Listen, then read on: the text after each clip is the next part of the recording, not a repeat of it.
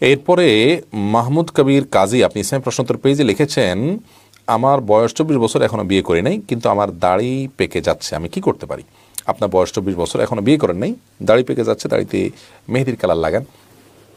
আপনি এমন সব কালার রয়েছে আজকাল, যে কালারগুলো লাগালে অনেক বেশি স্মার্ট লাগে মানুষকে, আরও বেশি, সেগুলো আপনি ইউজ করতে পারেন, ব্ল্যাক ছাড়া অন্যান্য কালার।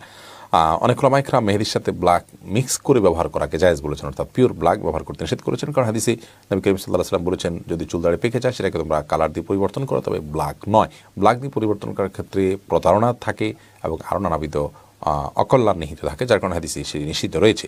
সেটা সব বয়সের মানুষের জন্যই প্রযোজ্য বিশুদ্ধ ধর্ম। আপনার বয়স কি হচ্ছে না হচ্ছে সেটি দেখার বিষয় নয়।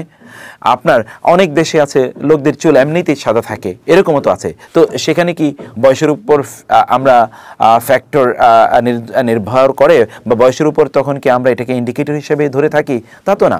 অতএব আপনি এটিকে স্বাভাবিকভাবে গ্রহণ করুন। এটা একটা মনস্তাত্ত্বিক প্রবলেম, একটা মানসিক প্রবলেম। মনে করছি চুল দাড়ি সাদা হয়ে গেলে লোকেরা আমাদেরকে বুড়ো মনে করবে, তা কিন্তু নয়। অবশ্যই আপনাকে ইসলামের মূলনীতি অনুসরণ করে কালো রঙকে অ্যাভয়েড করে অন্য যে কোনো রং ধারণ করতে